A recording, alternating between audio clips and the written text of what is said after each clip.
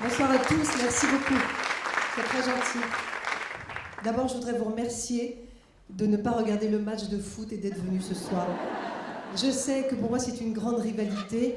Et pendant tout le voyage, j'ai tremblé. Je me suis dit, ils vont changer d'avis. Je ne fais pas le poids devant l'OM, je le sais. Mais néanmoins, je vais essayer quand même de vous intéresser à mon propos ce soir. Merci, vous êtes très nombreux. Ça me fait très plaisir de venir dans le Sud, de venir Marseille, Aix-en-Provence, Saint-Cana, village merveilleux que je découvre. Vous êtes venus du coin, je sais que vous venez de plus loin pour certains. Et j'ai toujours plein de gratitude pour l'intérêt que vous portez aux fantômes. Si on m'avait dit un jour que j'attirerais du monde avec les fantômes, il y a quelques années, je ne l'aurais pas cru. Et pourtant, je ne sais pas si vous notez, mais de plus en plus, les fantômes intéressent. Les fantômes, on en parle. Les manifestations, on en parle. On se moque de moins en moins. On est de moins en moins sceptique. On laisse parler. On lit. On regarde des films. On essaie de comprendre. Et je trouve que c'est une belle avancée dans un monde qui, ma foi, perd pas mal de ses valeurs en ce moment et de ses piliers. Donc je voudrais vous raconter ce soir les fantômes. Je parle des fantômes, je ne parle pas forcément des esprits, parce qu'il y a les esprits pour moi et il y a les fantômes. Les esprits, ce sont les esprits de nos parents, de nos aimés, de nos maris, des épouses, des enfants qui partent plus tôt, qui partent avant nous, nous laissant dans un immense désarroi, dans une fracture totale avec la vie, car même si nous savons qu'un jour nous naissons pour mourir, nous ne pouvons jamais nous faire au fait que cette mort va frapper devant nous. Mourir pour soi, c'est déjà quelque chose qui est abstrait, mais voir mourir les autres, c'est tellement concret, tellement violent, qu'on ne s'y fait jamais. Et même si on sait qu'on est pour mourir, eh bien la mort reste pour nous quelque chose de difficile à concevoir. Comme si elle n'était pas inscrite dans nos gènes. Comme si, en naissant, alors que tout est prévu, quelque chose manque, c'est l'idée de la mort. Elle reste abstraite, comme une grande faucheuse, comme un corbeau sur l'épaule. Et on ne sait pas comment l'appréhender. Alors on essaie de savoir. On va voir les voyantes, on essaie de tirer les cartes. Et dès qu'on voit apparaître sa silhouette, on essaie de l'interpréter autrement, elle est trop gênante. Alors cette mort, plutôt que d'essayer de l'esquiver, on va l'utiliser pour vivre un peu mieux. Et vivre un peu mieux, vivre plus dans la joie, c'est aussi la considérer, l'accueillir. Accueillir ce qui se passe, accueillir le risque de la fracture, la dépasser et vivre une deuxième vie. Parce que c'est un peu ça, le propos. Je reçois chaque jour des tas de mails, de coups de fil, de lettres, qui me disent à chaque fois « Aidez-moi, je viens de perdre ma mère, aidez-moi, j'ai perdu mon enfant, aidez-moi, je vous en supplie, j'ai perdu mon mari, je ne sais plus quoi faire. » Et à chaque fois, c'est un cri d'angoisse, un cri de désespoir. Et là, je ne peux pas aider tout le monde. Vous imaginez les centaines et centaines de personnes qui viennent à moi. Je ne peux faire que ce que je peux. Avant que tout cela existe, avant qu'il y ait ces livres, avant qu'il y ait Internet, ben moi, je travaillais à mon petit niveau, dans mon coin. Je rendais service. Ce n'est pas un travail, c'est juste un service qu'on rend aux gens quand on a la capacité de voir des choses dans l'invisible. Tout n'a pas été facile, tout est arrivé brutalement dans ma vie, un beau jour de septembre 1995, alors que rien ne me prédestinait vraiment, enfin, je le croyais alors, à voir les morts. S'il y a une chose effrayante, c'est d'imaginer de voir les morts, de les écouter et de leur parler. Qu'est-ce qu'on peut avoir à dire à des morts? Surtout quand souvent, ils sont un peu perdus. Ce ne sont pas des morts qui viennent nous donner des conseils, ce sont surtout des morts, ceux que je vois, qui viennent demander de l'aide, ce qui est très différent. Certains viennent aussi pour nous dire tout va bien. Les morts, ils n'ont pas 36 choses à dire. Il n'y a pas énormément de messages. Le message, c'est toujours « je suis vivant ». Je suis vivant, ça veut dire la mort n'existe pas vraiment. Je sais, je vous dis des mots, alors les mots restent des mots. Vous allez me dire, elle n'en sait rien après tout. Qu'est-ce que vous en savez que la mort n'existe pas? Vous n'êtes jamais allé de l'autre côté. Je les vois de l'autre côté. Donc je sais qu'ils sont vivants. Je sais qu'ils viennent nous dire des choses. Je sais qu'ils viennent nous témoigner de notre éternité. Ah, ça fait un peu langage religieux, un peu illuminé. Je ne suis pas tellement illuminée. Peut-être pas assez d'ailleurs. J'aimerais l'être plus parfois. Je suis terriblement rationnelle, cartésienne, laïque. Je ne crois même pas. Non, je ne suis pas croyante. Je crois ce que je vois. Et ce que je vois, ce sont des âmes qui viennent me dire « Pouvez-vous dire à mon mari que je suis encore vivante, que tout va bien ? Pouvez-vous dire à mon mari que la personne qu'il a épousée est merveilleuse, qu'il arrête de culpabiliser ? Pouvez-vous dire à mon fils que je suis encore près de lui, que je le vois évoluer, que je suis très fière de lui ? Pouvez-vous dire à ma femme qu'on se reverra et que je viendrai l'accueillir quand elle passera de l'autre côté ? C'est énorme. Mais mon problème, c'est de dire comment je vais l'annoncer ? Si je vais voir quelqu'un, je lui dis « J'ai vu votre mari, il m'a dit qu'il viendrait vous accueillir. » Mais est-ce que vous croyez qu'on reçoit ça comme ça ? Ou bien cette femme dans le restaurant qui vient, qui est morte, qui m'apparaît et qui me dit « L'homme à la table d'à côté, vous voyez, c'est mon mari. La femme qui est avec lui, c'est sa nouvelle femme. Il l'a épousée peu de temps après ma mort. Ils sont magnifiques. Allez lui dire qu'ils sont magnifiques. Il est trop malheureux, il croit qu'il me trompe. Alors qu'elle est merveilleuse. C'était dans le plan, c'est prévu. Qu'il arrête de croire qu'il me trompe. » Vous êtes au restaurant avec des amis.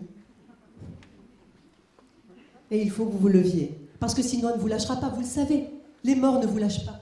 S'ils veulent dire quelque chose, ils ne vous lâchent pas. Vous vous tournez là, ils sont là, vous vous tournez là, ils sont là. Ils sont partout. Ils vous disent « Allez-y, allez-y. Qu'est-ce que ça vous coûte d'y aller ? Qu'est-ce que ça me coûte d'aller voir un inconnu pour lui dire « Vous savez, monsieur, excusez-moi, je ne voudrais pas vous déranger ni gâcher votre soirée en tête-à-tête, mais votre femme défunte est là. Et elle me dit de vous dire que madame est très très jolie et très très bien. Donc continuez comme ça, c'est parfait. » Il y a quand même le risque de casser l'ambiance. D'ailleurs, mes amis le savent, quand on fait une fête, ils prévoient tout. Il y a toujours une place pour les morts. On ne sait jamais. Non, c'est très particulier. C'est très particulier parce que, quand on est rationnel, quand on est perché, c'est pas grave. On voit les morts, on voit les anges, on voit les étoiles, on voit tout. Il y a des gens qui voient tout partout. Moi, je ne vois jamais rien de tout ça. Mais quand on est rationnel, c'est compliqué parce que rationaliser l'invisible, c'est quasi impossible. Je suis de formation journalistique, donc il me faut toujours rationaliser les choses et avoir confirmation de ce que je dis. Confirmation. Et là, ça devient problématique. Dire aux gens, votre père va bien, votre maman est à côté de moi, je vous la décris, elle est comme ci, comme ça, elle me dit de vous dire que ceci, cela. Qu'est-ce que je risque de faire ? De mettre la personne dans un trouble total, de perturber, de donner un peu de joie, mais au fond d'inquiéter. Il y a toujours cette inquiétude qui reste quand on parle des défunts. Même si je parle des défunts à des gens qui sont ici, il y a toujours cette inquiétude qui reste. La mort fait peur. Même si on sait qu'ils vivent encore, la mort fait peur. On a peur de les voir apparaître, on a peur de voir les morts, on a peur de voir les fantômes, donc il y a toujours cette inquiétude. Et aujourd'hui, je travaille à essayer de dissiper cela, de rationaliser tout cela. Et je pense qu'aujourd'hui, on avance vraiment, grâce à la physique quantique, entre autres, sur des domaines, sur des dimensions où on a de plus en plus, non pas des preuves, mais des réponses, qui nous disent cela est possible. Alors depuis 1995, je croise des morts, je transmets des messages, je croise des vivants qui me disent d'appeler leurs morts, chose que je ne fais pas. Je n'appelle jamais les morts. Et puis, il y a les fantômes. Et les fantômes, ça fait un petit bout de temps que ça me titillait d'en parler. Il y a un petit bout de temps aussi que je me disais, est-ce que c'est bien sage de parler des fantômes ? Les fantômes, ça fait peur. Les fantômes, c'est la vieille maison qui craque, c'est la silhouette noire qui déambule dans les couloirs.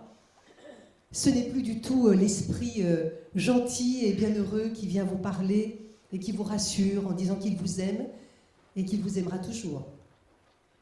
Le fantôme, c'est un esprit torturé. Alors on en parle moins. Et on en a moins parlé parce qu'effectivement, il a été beaucoup moins traité dans les cas du paranormal. Beaucoup en littérature, peu dans le paranormal. Pourquoi ? Parce que je me suis rendu compte que beaucoup de médiums ne savent pas appréhender les fantômes. Rien de plus facile que de ressentir une présence bénéfique. Ici, je suis sûre, parmi vous, il y a plein de gens qui ressentent des présences bénéfiques, qui sentent leurs parents, leur époux, leurs enfants, des gens qu'ils ont aimés. Il y en a plein. Quand on rentre dans une maison hantée, on n'est plus du tout avec ce bonheur, avec cette sensation de bien-être. On est dans un univers glauque. Et qui dit glauque dit menace. Qui dit menace dit danger. On ne sait pas vers quoi on va. Les cas de maisons hantées que j'ai accepté de traiter étaient des cas où tout le monde voyait et entendait. Je ne me contentais pas d'aller dans une maison où on me disait par exemple, vous savez, je ressens une présence. C'est pas suffisant. Je ressens une présence, oui, on ressent tous des présences. À la maison, partout ailleurs, tout le monde ressent des présences. Moi, j'avais besoin d'avoir des cas où des gens, des manifestations se faisaient entendre, mais à tous. Et rendaient la vie impossible dans la maison. Et là m'est venue cette idée d'investigation. Depuis 1995, j'ai vu beaucoup de maisons hantées. J'ai visité beaucoup de ces lieux un peu maudits. Et j'avais décidé de ne pas en parler parce que, effectivement, je trouvais que ce n'était pas très politiquement correct, qu'on commençait un peu à parler du paranormal, mais que le fantôme venait déranger parce qu'on n'avait pas beaucoup de réponses. Et puis là, je me suis rendu compte qu'avec ces enquêtes que j'ai menées, j'ai pu quand même avoir quelques éléments de réponse. Il faut toujours aller plus loin. Quand on m'appelle et que je me rends chez des gens, et depuis le livre qui est sorti, il y a eu encore d'autres cas, bien sûr, il y en a toujours d'autres. Je rentre dans une maison qui est habitée. Il y a ces habitants que je vois, et puis il y a ceux, évidemment, pour lesquels on m'appelle, qu'on ne voit pas tout de suite, qui souvent se cachent, qui souvent se protègent, et qui vont poser problème. Et la question, c'est pourquoi pose-t-il problème ? Pourquoi l'esprit peut vivre en cohabitation tranquille avec nous ? Pourquoi le fantôme va devenir va créer une guerre froide entre lui et nous ? Et j'ai compris que là-dedans, il y avait tellement de choses que nous ne maîtrisons pas sur l'histoire, tout simplement, de la personne. Les fantômes sont des gens comme nous qui ont mal tourné au moment de leur mort. C'est un peu ça. Ce sont des gens qui continuent inlassablement, pendant des siècles, pendant des éternités, à faire le même tour, le même parcours, les mêmes choses dans une maison, les mêmes bruits, les mêmes déplacements d'objets, les mêmes coups dans les murs, souvent à la même heure, souvent dans les mêmes fréquences de jours, de semaines. Il y a une fréquence, il y a une répétition, il y a des repères, toujours. Et la question, c'était de savoir pourquoi. Pourquoi on erre de cette façon, pourquoi on tourne en rond, pourquoi on reproduit, dans quoi est-on ? Pourquoi d'abord on reproduit un périmètre ? Parce que ce qui m'étonnait beaucoup, c'est que le fantôme, il ne sort pas de la maison. Il ne va pas plus loin que la porte. Il erre dans un périmètre restreint, ou dans un jardin. Mais même dans le jardin, il est dans un périmètre restreint. En fait, il tourne en rond. Il tourne en rond.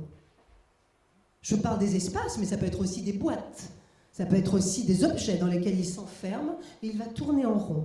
C'est un espace délimité, petit, grand, mais délimité. Et qu'est-ce que c'est que ce parcours qu'il franchit ? Pourquoi il descend l'escalier ? Pourquoi il claque la porte ? Pourquoi il rentre dans la salle de bain ? Pourquoi il ressort par le jardin ? Pourquoi il re-rentre ? Et pourquoi tous les soirs il fait la même chose ? En fait, ce n'est pas dans l'espace qu'il est enfermé. C'est dans sa pensée. C'est dans son ressentiment. C'est dans sa haine. C'est dans son désespoir. Et le désespoir, le ressentiment ou la haine sont devenus un espace qu'il franchit tous les jours de la même façon. Tous les jours, il va franchir la même chose. Mais c'est son ressentiment qu'il franchit. Et tout à coup, dans son espace, dans cette maison, dans laquelle il peut activer, évidemment, cette haine ou ce ressentiment, Dieu sait pourquoi. Après, les raisons ne nous appartiennent pas. C'est vrai que, quelquefois, on ne comprend pas pourquoi certains fantômes, quand ils s'expriment et quand ils disent pourquoi ils sont là, on ne comprend pas pourquoi, quelle est l'importance de ce qu'ils disent. C'est-à-dire que souvent, ils sont restés pour des choses qui ne nous paraissent pas importantes. mais qui pour eux le sont. Ça peut être une sensation de ne pas avoir été aimé, sensation de ne pas avoir été compris. Ça peut être aussi avoir été assassiné, avoir été emmuré, avoir été secrètement enfoui dans une cave. Et ils veulent, à un certain moment, dans cet appel au secours, en franchissant ce parcours permanent, ils veulent alerter. Ils veulent refaire, dans cette pensée, le tour de la question pour alerter, pour être entendus. Il y a un moment, ils veulent être entendus pour qu'on sache. C'est tout simplement pour qu'on sache. Ce n'est pas forcément qu'on résolve. Ils n'ont pas besoin de résolution. Ils veulent juste qu'on sache. Et ce qui est très très curieux, c'est que lorsqu'on rentre dans cette maison et qu'on va, comme je le fais, comme j'aime le faire, s'enfermer, tout de suite, très vite. D'abord, c'est prendre connaissance avec la famille qui vous accueille. Chercher pourquoi un fantôme va activer sa présence avec certaines familles et pas d'autres. Parce qu'il est arrivé que dans certaines maisons, il y ait des fantômes qui activent leur présence. Et puis dans d'autres maisons, dans la même maison, au passage de certaines familles, il n'y a eu aucun phénomène. Et ça m'a toujours surpris. Pourquoi certaines familles entendent, pourquoi d'autres pas? Tout simplement parce qu'il y a des personnes qui activent, des personnes qui déclenchent, des éléments déclencheurs. Et ce qui m'a intéressé, c'était de comprendre qu'est-ce qui pouvait déclencher, on va dire, l'esprit du fantôme. Qu'est-ce qui pouvait activer le parcours d'un fantôme? Et ce qui me surprend souvent, c'est que, en faisant une petite investigation, il y a de la douleur. Chez l'un des occupants ou chez les occupants, il y a de la douleur non dite ou de la douleur exprimée. Et cette douleur, c'est comme une information. C'est-à-dire quand on souffre, on ne le dit pas forcément, mais on émet quelque chose. Et quand on arrive dans une nouvelle maison qu'on va habiter, on émet cette information, cette douleur.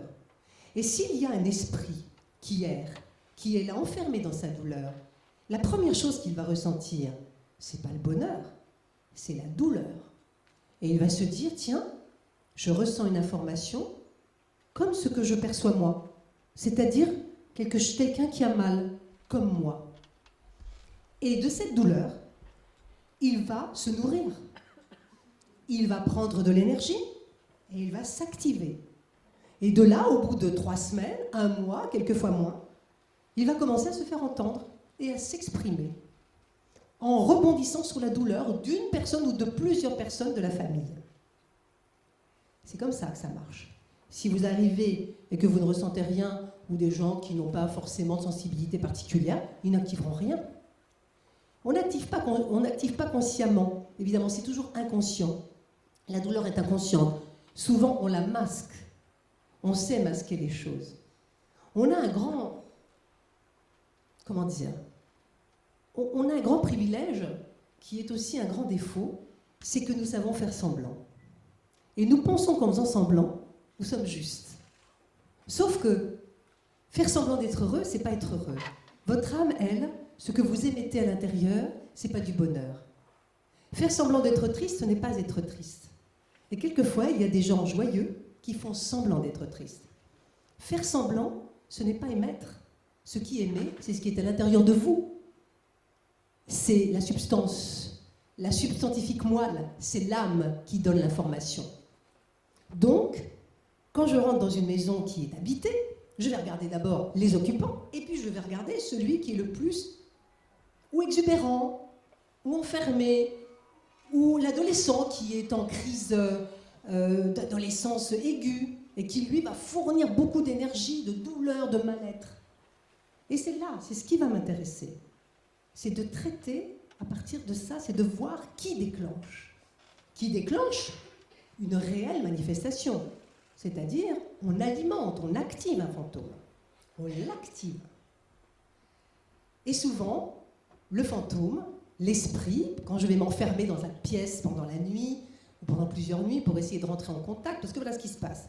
Donc je viens, je fais le tour de la question, j'interviewe les gens qui sont là, on passe un après-midi ensemble, je visite la maison, je commence à ressentir, mais le fantôme, il n'est pas là, je ne vais pas le sentir de l'après-midi, on va ressentir les petites choses. C'est la nuit. La nuit, c'est merveilleux. La nuit, c'est l'obscurité. Les fantômes adorent l'obscurité. Il fait plus frais. Les fantômes adorent la fraîcheur. Et souvent, il y a de l'humidité qui monte dans l'air et les fantômes adorent l'humidité. Donc c'est pour ça qu'au niveau de la matérialisation, on a plus de chances de voir des choses la nuit que le jour. Et donc je vais m'isoler dans la partie la plus malade de la maison. On la ressent, où les gens vont vous le dire, il ne faut pas rentrer dans cette pièce, ou il ne faut pas aller de ce côté-là, c'est là que ça ne va pas. Et donc je m'enferme dans l'obscurité, très sympathique. Je ne vous cache pas que quelquefois je me force un peu, et que je fais un peu la courageuse, mais que, au fond, je prendrai bien mes jambes à mon cou, je l'avoue. Mais j'y vais. Il faut toujours dépasser ses peurs, surtout dans l'irrationnel. Il faut toujours dépasser ses peurs. On ne peut pas s'arrêter à ses peurs. On en reparlera, mais la peur est un barrage idiot en ce qui concerne l'irrationnel. Hein. La peur, c'est un élément d'alarme qui est très utile dans la vie de tous les jours. Mais dans l'irrationnel, dans l'invisible, il faut dépasser ses peurs. Et alors là, je m'assieds dans l'obscurité et j'attends. Donc j'attends. Voilà, je suis comme ça. L'atmosphère est à couper au couteau. Les heures passent. C'est pas très sympathique. On préférerait être devant une série télé. Mais on attend. Et d'un seul coup, les phénomènes commencent à apparaître. Abaissement de la température. La pièce devient souvent beaucoup plus fraîche, beaucoup plus froide. J'aime aussi à mesurer la température. Non pas que je me transforme en chasseur de fantômes, mais quelquefois je me dis, tiens, est-ce que c'est une impression, est-ce que c'est vrai? Or c'est vrai, car en mesurant la température, on perd quelques degrés. Et puis, j'attends et je vois arriver. Alors, je vois arriver quoi? Une forme. Ça peut être une forme vaporeuse, évanescente. Ça peut être une immense silhouette, noire. Ça peut être un personnage translucide, transparent mais bien formé, avec son visage. Ça peut être un enfant. Ça peut être quelqu'un en 3D. Ça peut être quelqu'un incarné qui semble incarné comme nous. Peu importe la matérialisation et la matérialité. Et je reviens sur le fait de la matérialité. Parce qu'on a tendance à penser que lorsqu'on est mort, on devient immatériel. Faux. Lorsqu'on est mort, on adopte une autre matérialité. On ne devient pas immatériel. On est toujours matériel. Mais on est dans une matérialité qui n'est pas visible. C'est très différent. Mais on est toujours dans cette densité. Et quelquefois, lorsqu'il y a assez d'énergie pour pouvoir se matérialiser, les esprits, les fantômes, se matérialisent, utilisent cette énergie pour reprendre une matérialité qui va être différente suivant les gens. Il y a des fantômes terrifiants qui ont envie de faire peur. En fait, ils choisissent leur représentation. C'est une image. Quand on voit un fantôme, c'est une image. Soit il reprend l'aspect qu'il avait avant de mourir, il parvient à la reprendre, c'est très compliqué, parce que se matérialiser, ça demande beaucoup d'énergie, il faut qu'il aille la chercher partout, le fantôme. Il va la chercher dans l'eau, l'eau est conductrice, donc il va souvent dans les salles de bain. Ça commence toujours dans les salles de bain, les manifestations dans les maisons, souvent, hein, là où il y a de l'eau.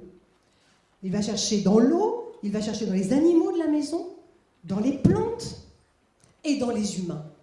Tout ce qui peut faire office d'énergie, il récupère pour pouvoir exister, pour pouvoir se montrer. Et il se matérialise, comme il peut, comme il veut. Il y a des gens qui sont tellement dans leur être et dans leur paraître, en tout cas celui qu'ils avaient avant de mourir, qu'ils se rematérialisent exactement comme ils étaient. Il y en a d'autres qui n'ont plus conscience d'être et qui sont plus évanescents. Il y en a d'autres qui sont des tueurs et qui ont envie de faire peur, puisqu'ils se nourrissaient de leur vivant, de l'angoisse de leurs victimes. Ils continuent de vouloir se nourrir de l'angoisse de ceux qui les voient. C'est une énergie, c'est une nourriture. Que fait le fantôme? Il se nourrit de votre vision, il se nourrit de votre présence. C'est quelque chose qui va l'alimenter. Alors effectivement, quand on voit quelque chose arriver, la première chose, c'est de ne pas voir uniquement ce qu'on voit, mais d'aller voir derrière ce qu'on voit. Je ne me contente pas d'interpréter la représentation que j'ai devant moi. Il faut que j'aille voir ce qu'il y a derrière. Derrière, c'est une pensée. L'immatérialité, ou plutôt le changement de matérialité, masque une pensée, un désespoir. La première chose, c'est qu'il va vous capter. Mais quand il me capte, il ne me voit pas tel que je suis. Souvent, Les fantômes sont des gens qui appartiennent au passé. Ce sont des gens qui sont morts sur cette terre, qui sont partis il y a 2 jours, 3 mois, 6 ans, 7 siècles, peu importe. Le temps n'existe pas. Pour eux, c'est toujours 15 secondes. Et ce qui est intéressant, c'est qu'il va me capter, mais pas tel que je suis. Il va capter exactement la même chose que ce que je vois. Une forme évanescente, une énergie, une sensation. Pourquoi ? Parce que le fantôme appartenant au passé ne peut pas voir ce qui n'est pas de son temps. Il vit dans une conscience altérée. Donc tout ce qui appartient à son futur, puisque je suis le futur du fantôme, je suis d'une époque où lui n'est plus. Il va l'imaginer.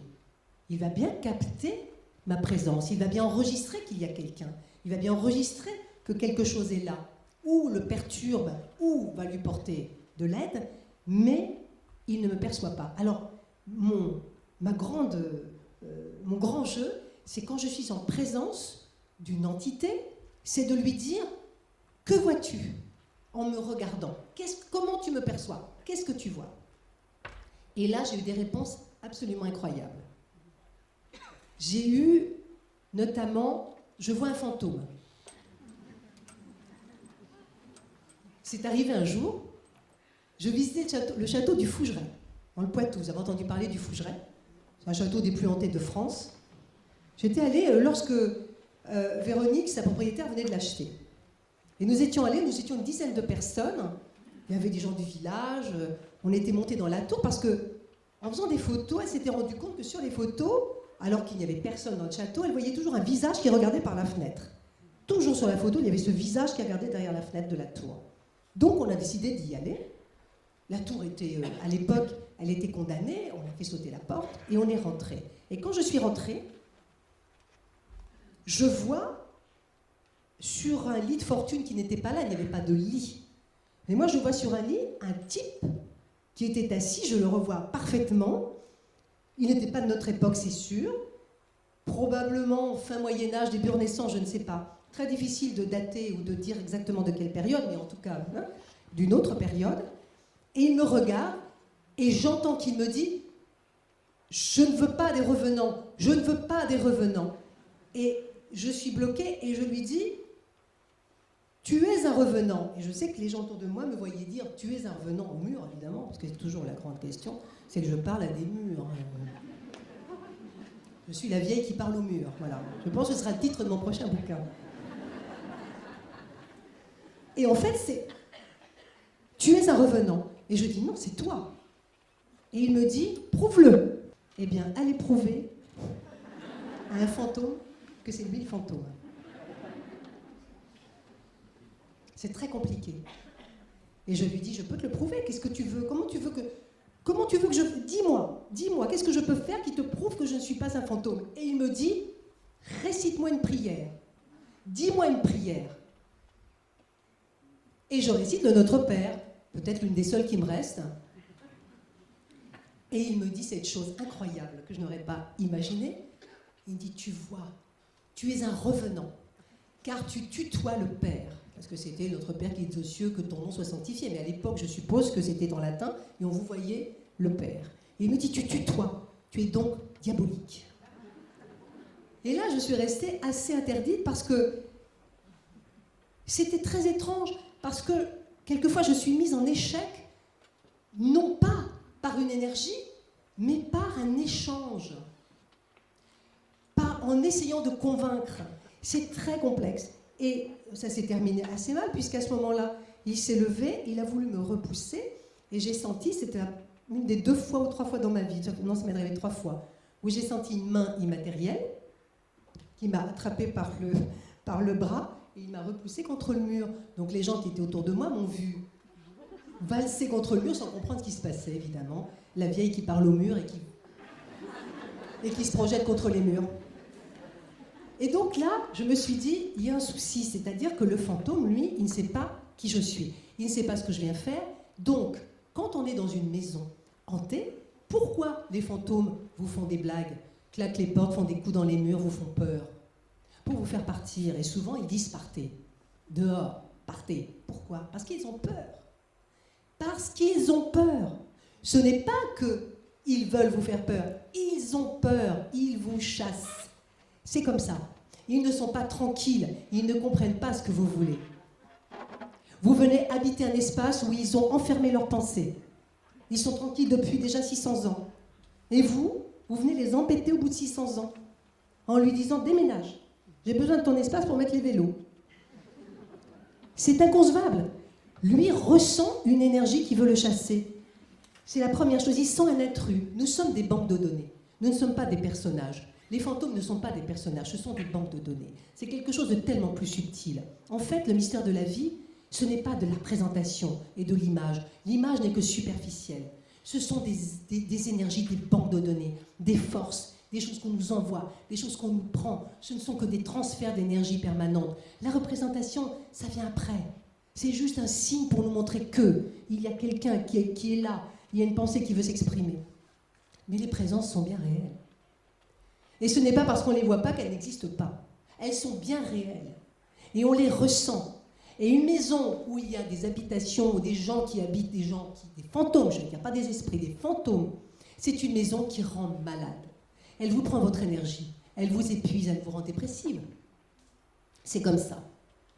Et donc, quand on a compris que ces gens ont peur, il faut ensuite, pendant le premier contact, prouver qu'on n'est pas venu faire du mal, qu'on est venu donner un coup de main. Et c'est là que ça se complique. Parce qu'à chaque fois, le médium qui dit « je suis venu t'aider », ne sait pas du tout ce que veut dire l'autre. L'autre dit « ah oui, t'es venu m'aider, mais alors tu vas lui dire à l'autre qu'il faut qu'il arrête » et on ne sait pas de qui il parle, parce que lui est enfermé dans sa pensée et son souci. Et il faut ensuite déchiffrer le souci, qui peut remonter jusqu'à 600 ans, parlant de gens qui ne sont plus là depuis si longtemps. Et il faut essayer de lui faire comprendre que vous l'entendez. Je t'ai entendu, j'ai compris que tu souffres. Tu ne mérites pas souffrir. C'est un petit peu comme si on parlait à quelqu'un qui souffre, mais qui ne soit pas un fantôme. Parler aux fantômes, c'est comme parler aux vivants. Parler aux esprits, c'est comme parler aux vivants. On part de la même manière. Il n'y a pas de prière à faire, il n'y a pas de vénération, il n'y a pas de rituel. On est exactement avec l'invisible comme on est avec le visible. Quand vous parlez aux gens qui vous ont quittés, aux gens de votre famille, à vos défunts, vous parlez comment? Vous parlez avec des prières peut-être? Il n'y a pas besoin. On me dit comment je peux parler à mon père, à ma mère, mais parlez, allez-y, parlez-leur. Ils n'ont même pas besoin de paroles. Là où ils sont, il n'y a plus de langage, il n'y a que de la pensée. Des pensées, l'amour, la pensée. Mais si vous avez envie de parler, parlez, dites-leur. Comment ça va? Tu m'entends? Comme ça, je serai plus seule à parler au mur. Mais c'est très important ce que je dis. Je blague beaucoup, hein, pardonnez-moi. Je crois que c'est nécessaire aussi dans ce domaine de blaguer beaucoup. Il faut dédramatiser, tout cela est beaucoup plus simple. Ce sont des histoires d'hommes et de femmes, avant tout. Ce qu'on appelle un démon dans un lieu, il y a des gens qui me disent « je suis allé dans un lieu, il y avait des démons ». Non, c'est pas des démons, ce sont des gens qui souffrent. Quand on souffre, on devient un démon. Par la souffrance incomprise. Par la souffrance insoluble. Mais ce ne sont que des histoires d'hommes et de femmes. D'amour et de non-amour. C'est très important, d'amour et de non-amour. Quand on va dans un lieu pour aider à soulager un lieu, il ne faut pas y aller forcément qu'avec des fumigations, de l'encens et des bougies. Il faut y aller avec de l'amour, c'est la première chose. Le reste, c'est pas bien important. Il faut y aller avec l'envie d'aider. L'envie d'aider. Mais aider, c'est pas juste « viens, je vais t'aider, tu vas voir comme je suis brave, je suis bien, je vais t'aider ». C'est de vraiment donner de soi. Aider, c'est donner de soi, c'est donner de l'énergie, c'est donner de l'amour, c'est d'aider à résoudre. Et c'est pas compliqué. C'est juste donner de soi. Je dis ça parce qu'aujourd'hui, on ne sait plus ce que ça veut dire. On ne sait plus ce que ça veut dire donner de soi. On a l'impression que tout est à marchander, que c'est compliqué, que tout passe par des protocoles. Non, non, non, on donne de soi. On va dans un lieu, on a décidé de le soulager, on a décidé de l'aider. On va avec son envie d'aider, qu'on soit médium ou pas. Hein. Pas besoin d'être médium pour aider à soulager un lieu. On y va déjà avec son amour. Et on dit, qu'est-ce que je peux faire? Qu'est-ce que je peux faire pour t'aider? Alors vous allez entendre des coups dans les murs, des manifestations, des objets qui se déplacent. Quoique, en parlant de douleur, ce n'est pas toujours la douleur que l'on croit qui provoque cela. Je vais vous expliquer. Sur les poltergeists. Les poltergeists, ce sont ces manifestations de coups dans les murs, d'objets qui se déplacent. Et un jour, on m'a appelée. Je raconte toujours cette histoire parce moi, elle m'avait terrifiée. À Bourges, pas très loin de chez moi. On vient me chercher un matin. Un monsieur qui n'était pas franchement branché, qui était le bon berrichon. Hein. Moi, je suis berrichonne, et on a des bons berrichons chez nous.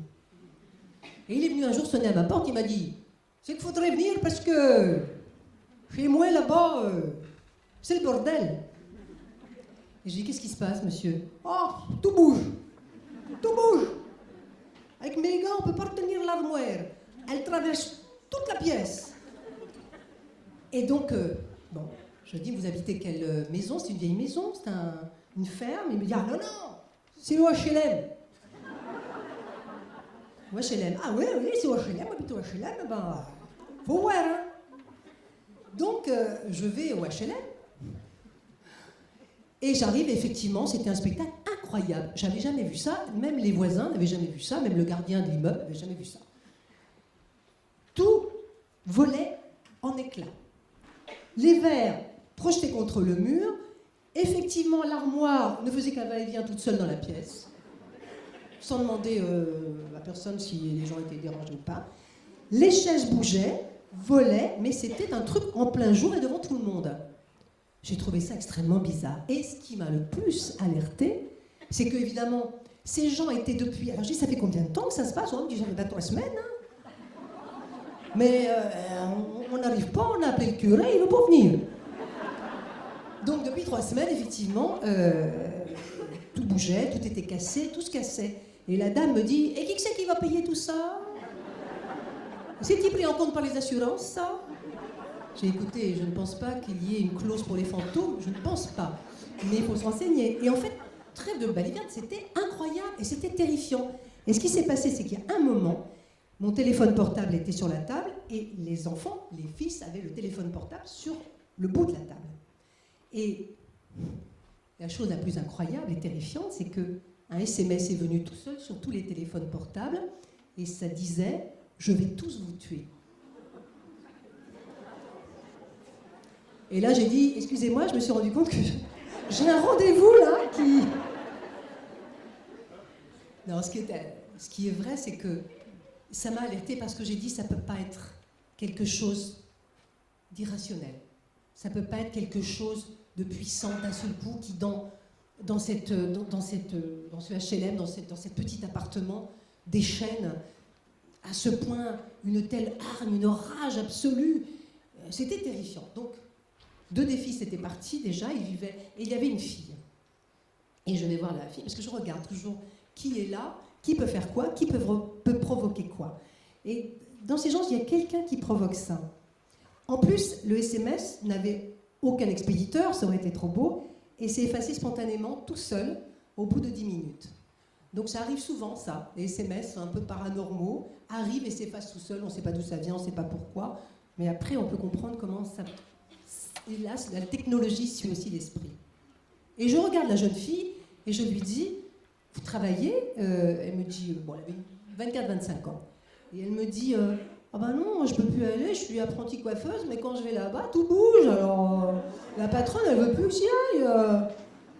Je lui dis, comment ça? Ben, elle me dit, ouais, je peux plus, tout se balade, je fais tout bouger.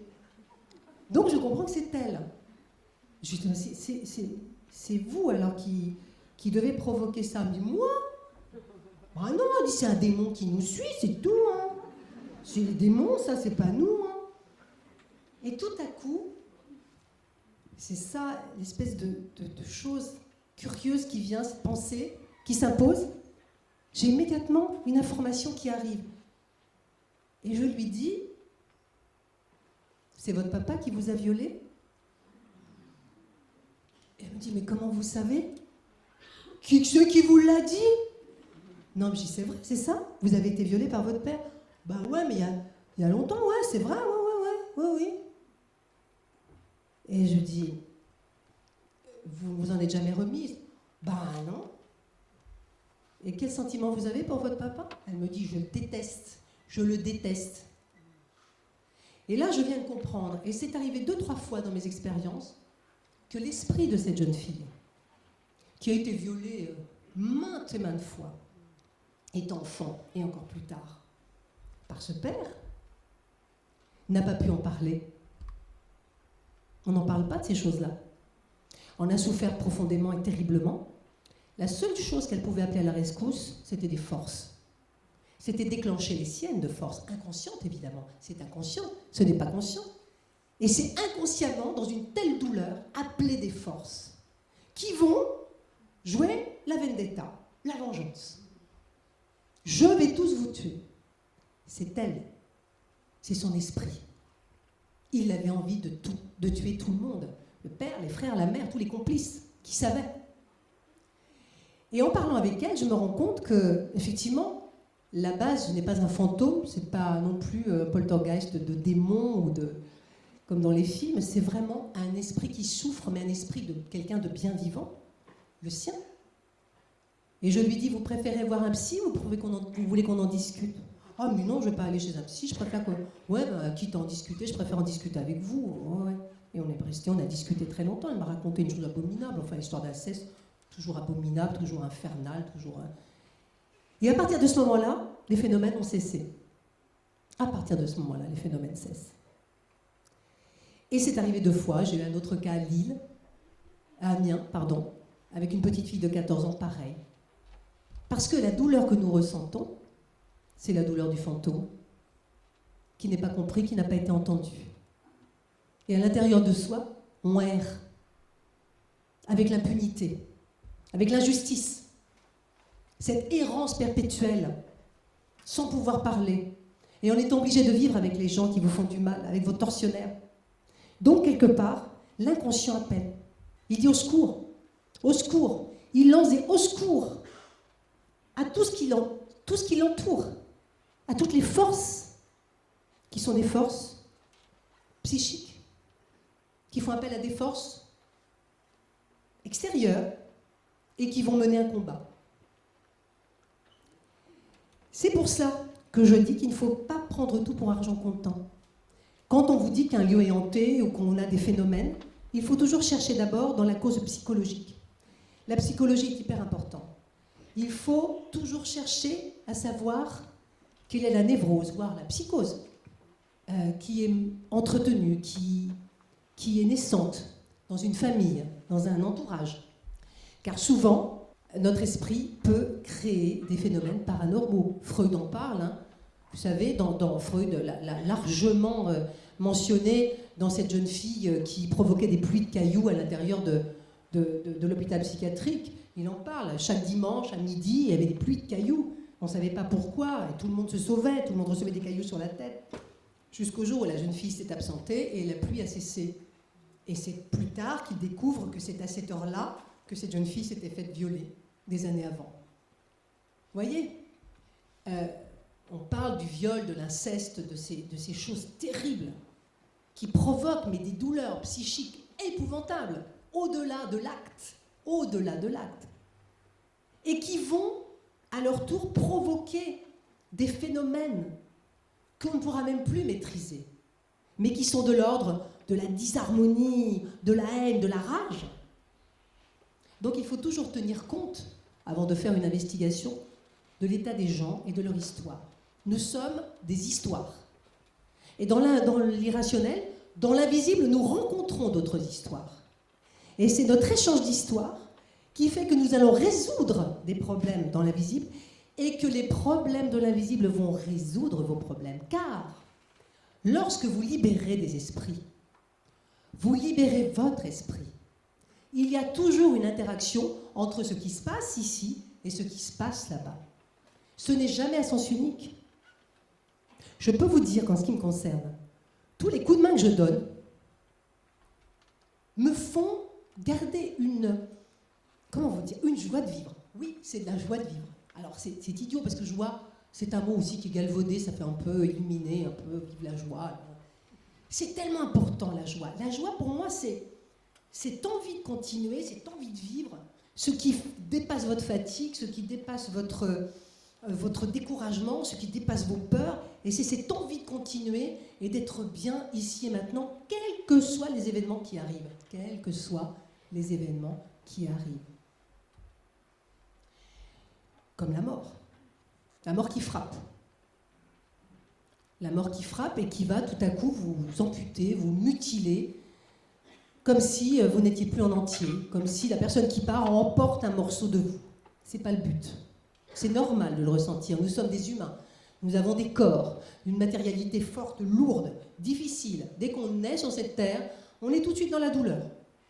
Tout de suite dans la douleur, on a mal. On crie, on pleure, on a mal, on a des émotions. On a un corps qui est lourd. Eh bien, à partir de là, il va falloir travailler pour commencer à accueillir les événements. Je ne vais pas les accepter, les accueillir.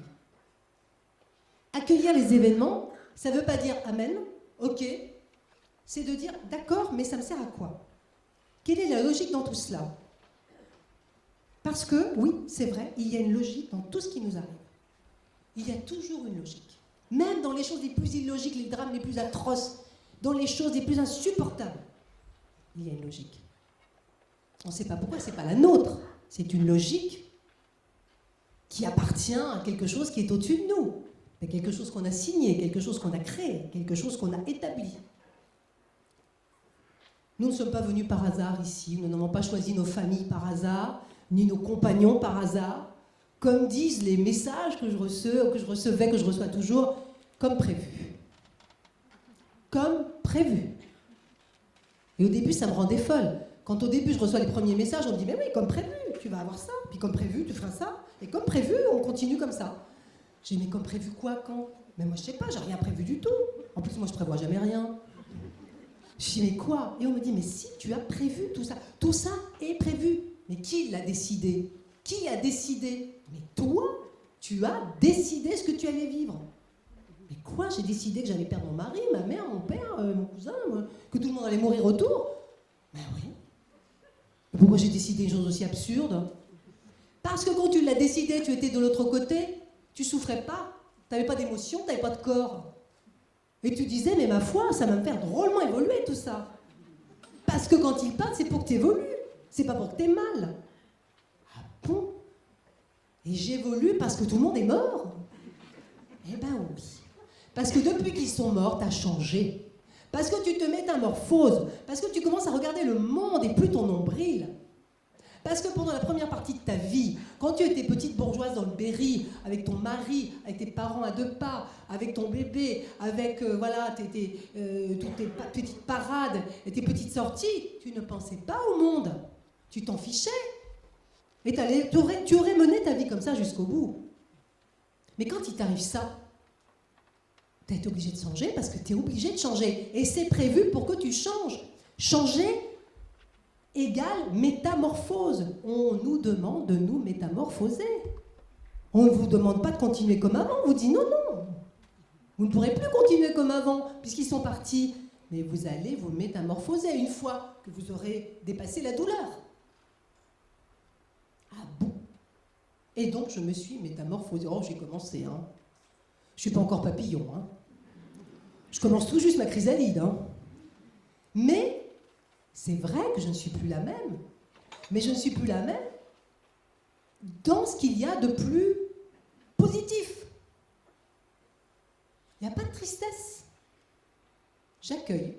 Je dis ok. De toute façon, je sais qu'ici, on vit 3 secondes. Dans l'univers, c'est vite fait une vie, hein. Croyez pas qu'on n'est pas immortel longtemps sur Terre. On part tous. Ce qui compte, c'est ici et après. C'est toujours, c'est nous, c'est la suite. C'est de grandir.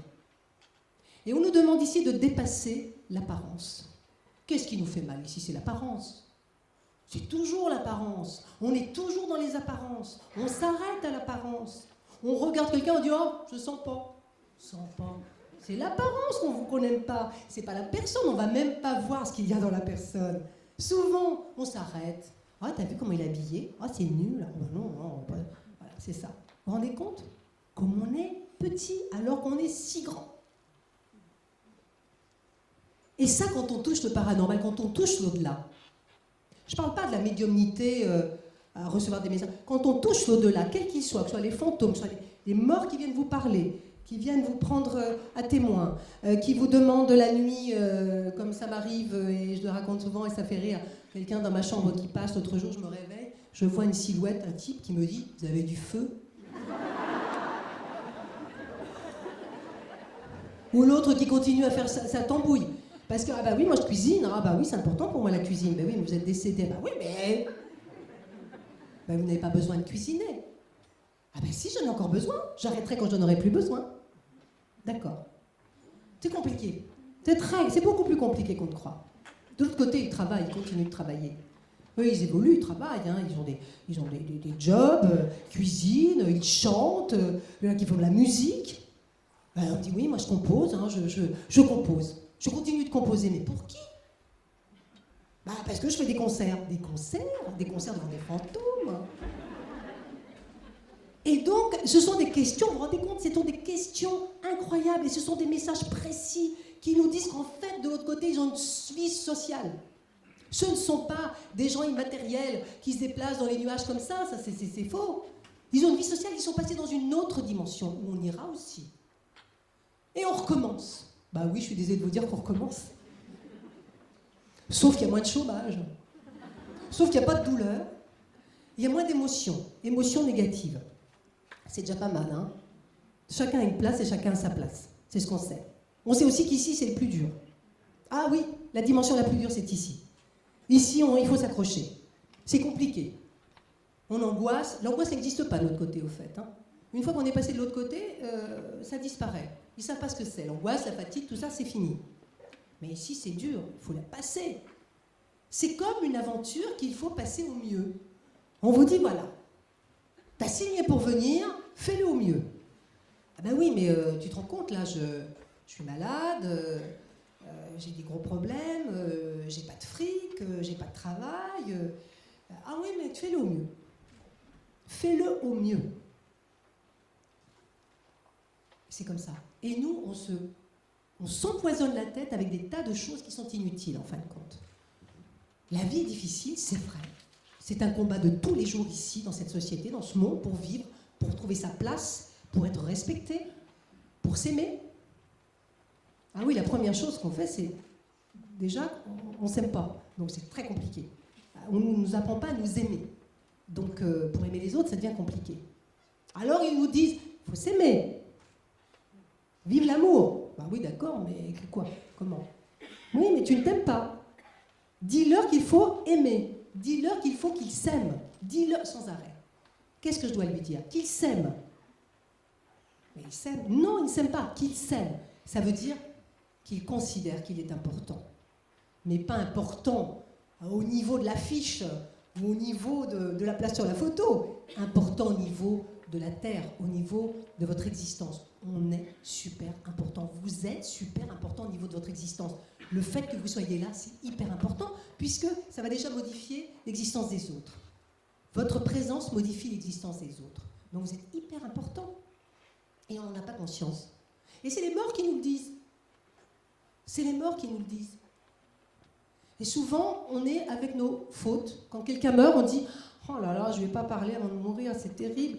Et puis, il ne m'a pas pardonné. Et puis, ce qui m'a pardonné, est-ce que... » L'autre jour, il m'est arrivé quelque chose. Je suis en contact avec un défunt.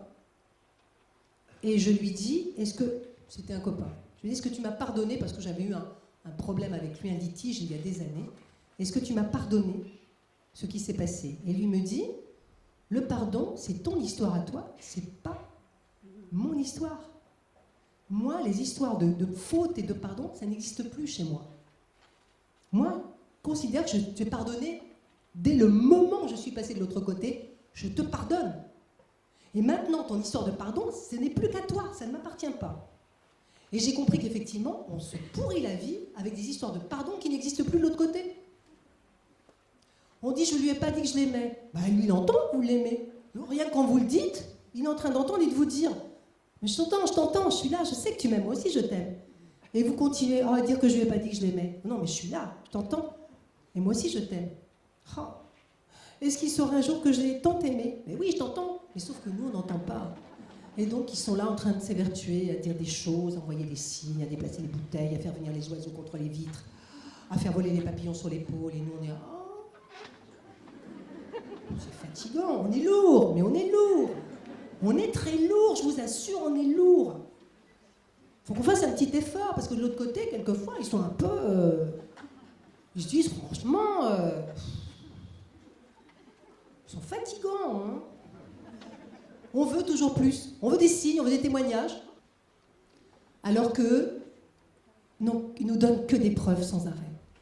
Que des preuves sans arrêt. Que des preuves. Dès qu'on fait quelque chose, vous ressentez qu'il y a quelque chose. Je suis arrivé à le faire. Et on m'a aidé. On le sent. Il y a des forces qui arrivent. Il y a des signes. Il y a des synchronicités. Tout est mis sur le chemin. Tout le temps.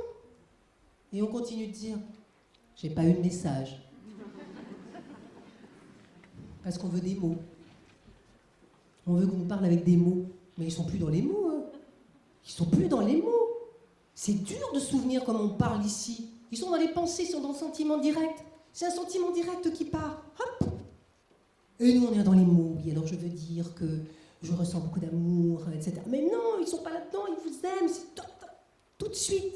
Il n'y a plus de problème. Sauf chez les fantômes qui continuent à être dans leur ressentiment. Mais les fantômes, c'est autre chose. Heureusement, il n'y a pas beaucoup de fantômes, il y a beaucoup d'esprits. Il y a des esprits qui sont partis de l'autre côté, qui nous suivent, qui nous aident. Beaucoup nous aident. Beaucoup. Avant de passer aux questions, parce que sinon je vais vous parler jusqu'à 2h du matin. L'OM aura gagné entre-temps, mais bon. Et on fêtera ça après, mais bon. Juste pour vous dire qu'il y a une chose que je veux que vous sachiez.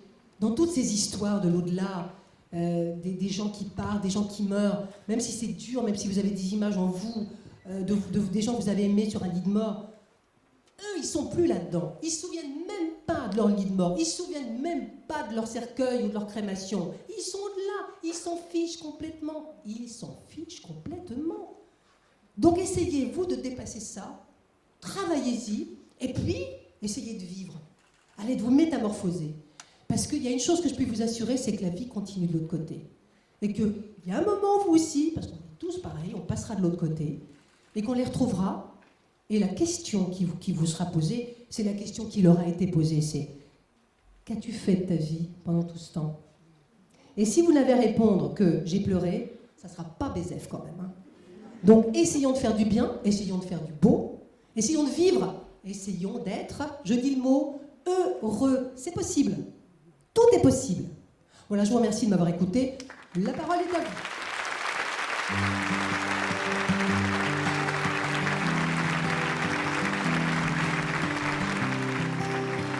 J'aimerais savoir si à un moment on arrive à s'habituer à ça, si on arrive à mettre suffisamment de distance avec ce côté émotionnel, ou si vous avez systématiquement, à chaque fois, la même intensité, et où c'est quelque chose qui vous permet, je dirais, aujourd'hui d'être... alors je ne dis pas de lâcher prise, mais simplement avoir peut-être un peu plus de recul, ou même si vous gardez une empathie, je dirais, pour les personnes que vous rencontrez, j'aimerais savoir si, avec le temps, on a suffisamment cette confiance en soi pour pouvoir dire, bah oui, je n'en ai pas peur, je suis totalement tranquille avec ça, et je suis capable non seulement de comprendre ce qui se passe, mais aussi de ne plus autant être ému qu'il y a 25 ans en arrière, par exemple. Alors ça, je suis toujours aussi émue. Alors l'émotion que je ressens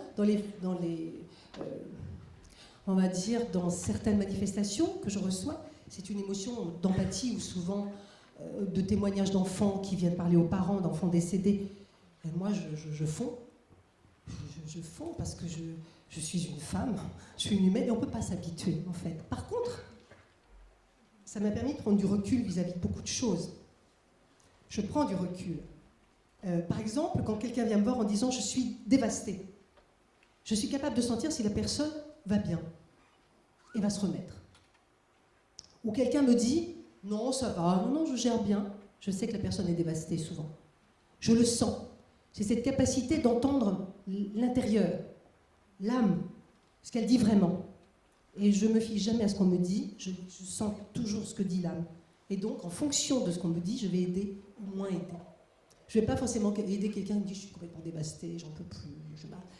Si je sens que non, c'est bon, il y a une résilience qui est en train d'être faite, c'est en bon chemin, l'âme, elle me dit « ça va, c'est bon ». Et je me trompe rarement. Mais en revanche, toutes ces histoires, je trouve ça extraordinaire. Mais je suis encore émerveillée. Je n'arrive pas à m'habituer. Vous savez, il y a des médiums qui vous disent « oui, c'est normal, vous savez, c'est le train-train, on parle aux morts, on voit des anges. » Mais moi, je trouve que c'est incroyable. Dès qu'il y a une manifestation, dès que quelqu'un me parle, dès que je vois se matérialiser un mort, et que quelqu'un vient me voir en disant « Excusez-moi, vous me voyez je suis, ma femme habite tel endroit, je voulais juste... » Et moi, je suis émerveillée d'abord de cette possibilité, et puis que l'amour aille au-delà de la mort. Ce qui m'émerveille, c'est surtout ce pouvoir de l'amour. Au-delà de la mort, on revient, on trouve tout. On va prendre toute l'énergie qu'il faut pour revenir, pour dire à sa femme « Dis donc, je t'aime, dites-lui que je l'aime. » Je trouve ça merveilleux, c'est extraordinaire. Vous savez que l'aventure humaine, elle est extraordinaire. Nous, on est tellement blasés que la société qu'on a en fait un truc minime. C'est extraordinaire. L'homme est extraordinaire, hein, la passe. Hein. Et quand il devient monstre, c'est qu'il y a un truc qui a bugué, mais fortement. C'est qu'il y a un truc qui n'a pas été fait. Hein, parce que les monstres ne tombent pas de la planète Mars. Hein. Ils viennent bien de chez nous. Hein. C'est ici qu'ils sont élevés. Donc, il y a un truc formidable avec l'amour. Moi, je trouve... Alors, quand je parle comme ça, on dirait une espèce d'illuminé. Hein. Un truc avec l'amour... Ouais, super, l'amour. Non, non, c'est vrai, il y a une force incroyable. Et je trouve que tous les messages qu'on reçoit qui disent « Allez voir mon enfant, allez voir ma maman, dites-lui que je suis vivant, dites-lui ceci, dites-lui cela », mais c'est extraordinaire. Et je suis toujours émerveillée, toujours, et chaque jour est un émerveillement, et chaque jour est une leçon d'humilité, mais grave leçon d'humilité. C'est qu'à chaque fois que je crois que j'ai avancé, eh bien, je me rends compte que tellement de choses à faire. Et on me le rappelle forcément. On dit, fais gaffe, toi. Hein. Tais-toi un peu. Vas-y, mollo. Hein. C'est ça tout le temps. En disant, reste là où tu es, continue tranquillement, parce qu'il y a beaucoup de choses à apprendre. Mais, effectivement, je suis toujours émerveillée. Je ne serai jamais blasée. Je crois que la dernière chose qui va m'émerveiller, c'est ma propre mort. Quand je vais dire, bah, ça y est, j'y vais. Je ne pourrai plus venir le raconter. Mais je suis capable de revenir vous raconter des choses. En fantôme, ici. Comme je bavarde comme je suis capable. En fait, moi je me pose une question, partant du constat qu'on s'incarne, qu'on choisit son incarnation. Oui. Quelque part, comment on peut choisir son incarnation et en même temps rester là-haut ? Enfin, rester dans l'au-delà et en même temps s'incarner. Non, c'est-à-dire que, théoriquement, ce qu'ils expliquent, ce qui est un peu, alors ce que je vais expliquer de manière triviale, c'est beaucoup plus complexe et beaucoup plus subtil. En fait, on est une espèce de base de données, une espèce de souffle. C'est notre âme, on appelle ça l'âme. C'est une base de données. On est né, on n'est pas né de la dernière pluie, comme dirait l'autre. On est né il y a très longtemps. On existe depuis toujours. On existe depuis si longtemps qu'on a vécu déjà 1000 vies. Mais quand je dis vivre 1000 vies, c'est pas forcément ici. Hein. C'est pas forcément sur des planètes. Je parle pas des planètes, je parle de dimensions. Les planètes, ça fait partie de notre système à nous. Je parle de dimensions différentes. On existe depuis longtemps, on a vécu des tas d'expériences. On en a partagé avec d'autres depuis si longtemps. On a même partagé des expériences qu'on croit être nôtres, mais qui ne sont même pas les nôtres. Et en fait, avant de venir, quand on vous dit qu'est-ce que tu voudrais faire pour évoluer, il y a une chose qui est importante, c'est l'évolution. Il nous demande d'évoluer. Évoluer, c'est avancer. C'est de dire oui, j'avance, j'apprends. Qu'est-ce que tu veux faire la prochaine fois? Tu veux revenir sur Terre? Ouais. Alors voilà, tu as le choix. Tu es soit un milliardaire russe, mais j'ai rien contre les Russes, et là tu gagnes 3 points. Ou alors tu es un enfant dans un pays en Éthiopie et tu gagnes 1200 points d'un coup. Là, mais je suis très trivial, hein. C'est d'une vulgarité absolue, mais c'est pour imager. Et on dit, ah ben non, moi je veux gagner des points, moi, voilà. Et on nous fait choisir, en fin de compte, selon, alors il y a 3 choses, selon ce qu'on veut faire dans notre vie, selon ce qu'on veut gagner de notre vie pour évoluer. On nous fait choisir la généalogie que nous voulons, le groupe avec lequel nous évoluons, car nous évoluons avec des groupes de gens que nous retraçons, que nous rencontrons au cours de notre existence. Des gens qui sont prévus.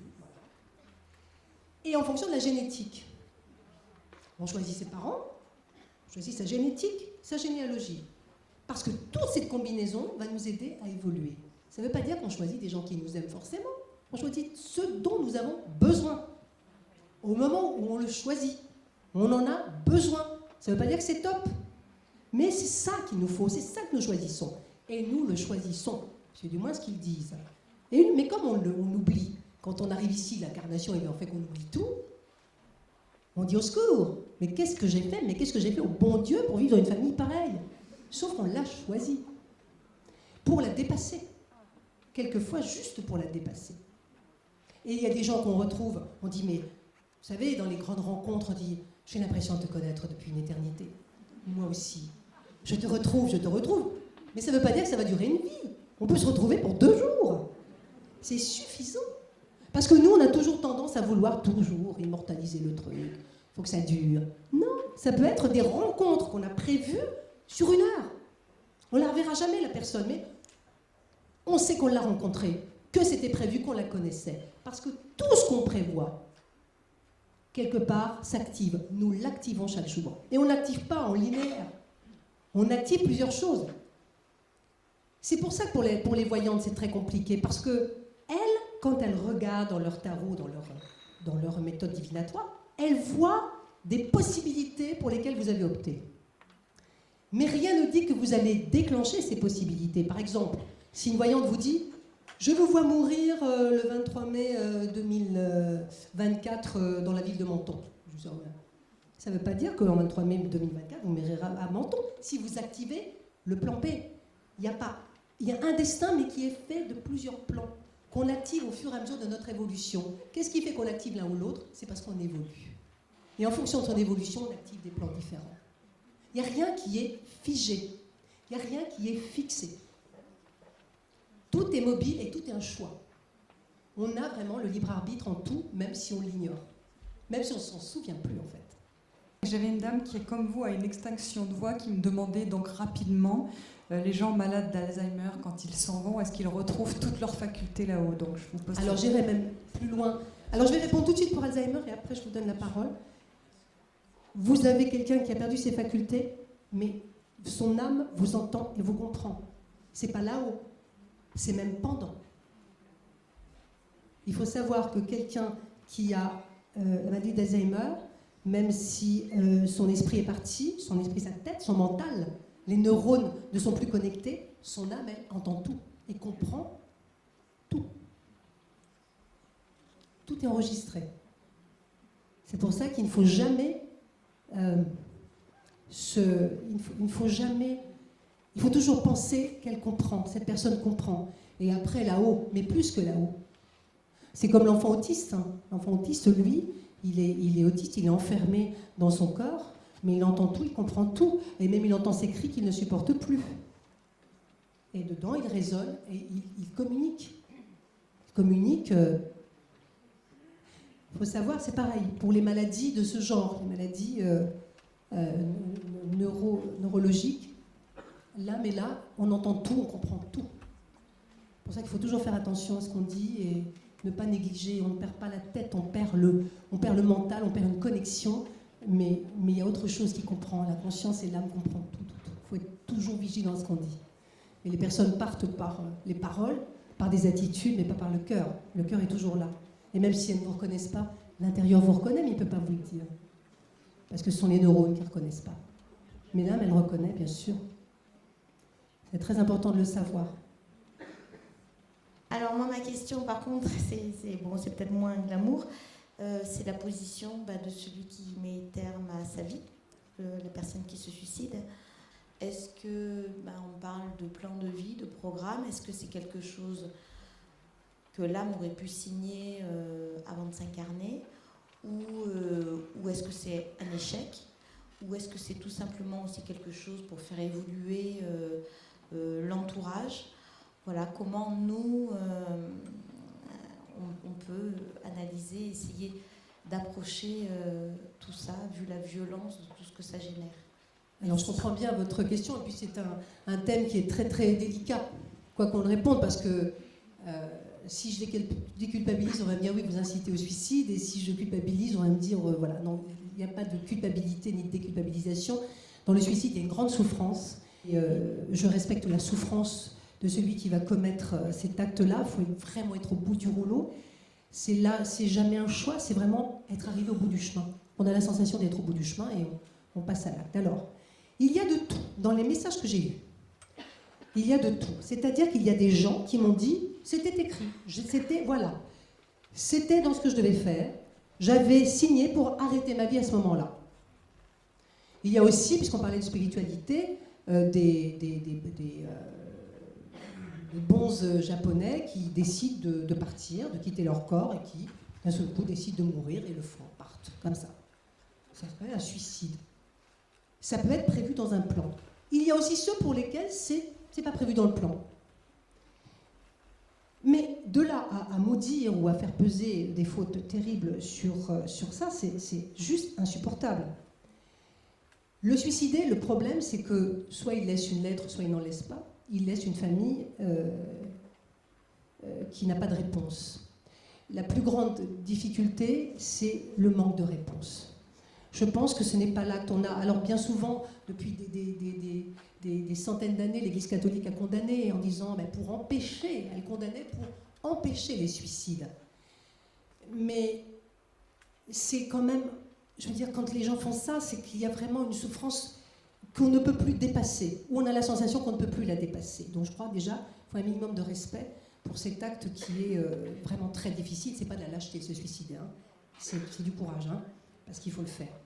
Et après, il y a le manque de réponse pour la famille. On dit pourquoi il a fait ça? C'est ça. Pourquoi il a fait ça? Quelquefois, tout semble aller très bien, et la personne meurt, se suicide. Pourquoi? Le pourquoi ne nous appartient pas. Le pourquoi appartient à la personne. Si elle ne souhaite pas laisser de mots, c'est certainement souvent pour ne pas faire de mal, ou pour ne pas dire certaines choses qui risquent de te blesser, mais la réponse lui appartient. Je sais que c'est un grand vide et que c'est une tragédie absolue chez les gens qui restent, dont l'enfant, le mari, la femme s'est suicidé, car on est toujours dans ce point d'interrogation, et surtout, est-ce que c'est à cause de moi? Parce que c'est ça. Il est mort à cause de moi. Il y a quelque chose que je n'ai pas fait pour l'empêcher de mourir, parce que c'est ce que j'entends. Moi, j'ai des amis, j'ai une amie qui a perdu son fils, elle me dit « Je serais arrivée à la maison 10 minutes plus tôt, il ne serait pas mort. » Je dis « Bien sûr. » Mais c'est toujours... c'est ridicule. On ne peut pas aller contre cette espèce de destinée. Moi, il y a le sens du destin qui est là. Hein. Il y a le sens aussi du destin qui est là. Et elle souffre plus par le fait de ne pas être intervenue ou de penser qu'elle n'a pas fait ce qu'il fallait que par l'acte même de l'enfant. En fait, c'est le manque de réponse. C'est un peu comme l'histoire des fantômes. C'est la culpabilité qui nous tue chaque jour dans l'histoire d'un suicide. C'est le pourquoi. Et comme je n'ai pas de réponse, je culpabilise. Et comme je culpabilise, je me dessèche de jour en jour parce que je n'ai pas de réponse. Et si on laissait à la personne qui part son secret, sans chercher forcément des réponses pour soi, je pense qu'on n'est pas à la base. Et je pense que le suicide, c'est quelque chose qui remonte beaucoup plus en amont que par une simple cause matérielle ou une simple dispute ou un simple manque de communication. C'est quelque chose qui est inscrit souvent en soi depuis très longtemps et qu'un jour on active. C'est comme ça. Moi, j'ai eu beaucoup de copains qui se sont suicidés. On n'aurait pas dit certains, c'était des bouts en train qui nous ont pris de court. Mais je pense qu'au fond, il y avait quelque chose qui était inscrit. D'ailleurs, ils le disent quand ils témoignent. C'était prévu. Vous savez, le fameux « c'était prévu », c'est souvent ce qui arrive, c'était prévu. Cela dit, c'est un acte terrible. C'est un acte terrible pour tout le monde, même si il ne faut absolument pas penser que celui qui se suicide va être maudit et va errer dans les limbes, parce que c'est aussi l'image qu'on a du suicidé. Ça peut arriver. Mais il n'y a pas que lui. Moi, les témoignages que j'ai eus, c'était des gens qui s'étaient suicidés et qui étaient dans la paix et l'harmonie en disant « Oui, je suis bien, tout va bien, je suis là, je suis bien ». Et d'autres qui, effectivement, erraient ou étaient malheureux, non pas par leurs gestes, mais parce qu'ils avaient provoqué par leurs gestes.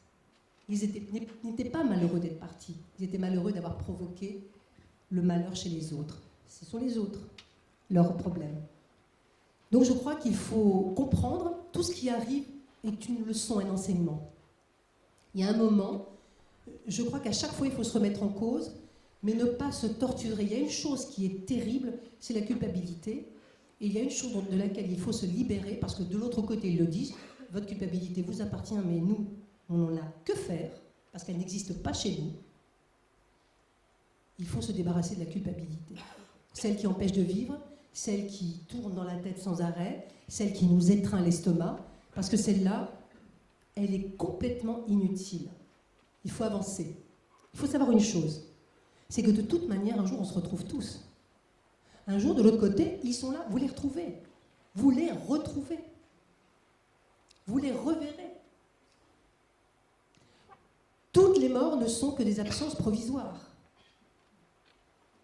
C'est comme s'ils partaient pour un voyage, ils partent plus tôt, ils décident de partir sans laisser d'adresse, mais un jour on les retrouve.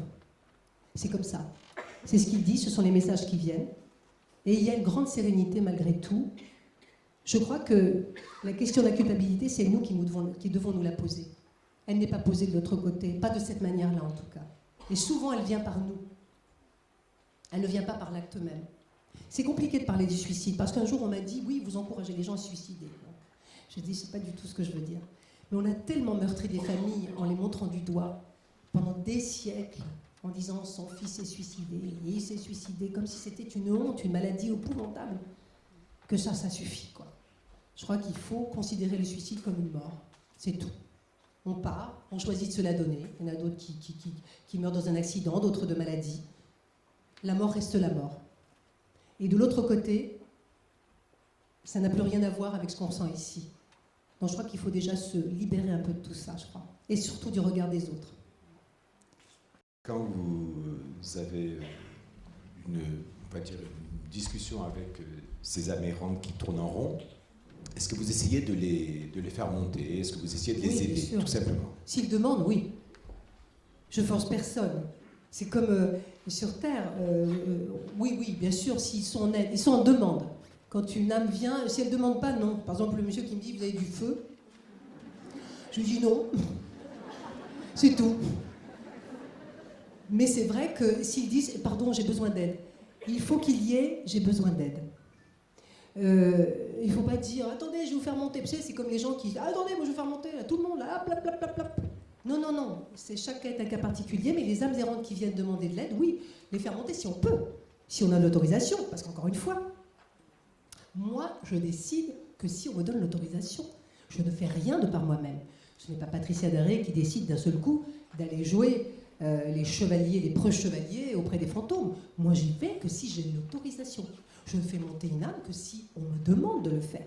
L'autorisation, ce sont, allez, les gars qui sont de l'autre côté, ce qu'on appelle les guides, et qui me disent « Ok, c'est bon » ou « Non, c'est pas pour toi, ce n'est pas pour toi ». Et maintenant, je suis ça. Parce qu'avant, au début, mais quand je commençais à avoir des messages, je voulais avoir les morts de tout le monde, je voulais faire monter tous les fantômes, je voulais faire monter tous les esprits. J'étais vraiment le preux chevalier. Vous savez, c'est comme quand on découvre qu'on peut soigner avec les mains, on veut soigner tout le monde. On casse les pieds à tout le monde d'ailleurs. Les gens disent, oh, on casse les pieds, elle veut soigner encore. Bon. C'est vrai, il y a ça, on découvre, oh, j'ai un don, oh, viens là. C'est horrible, c'est casse-pieds. Je crois qu'il faut savoir raison garder. Alors c'est vrai que je demande toujours si je peux. Est-ce que j'ai l'autorisation? J'entends, oreille droite, derrière, oui.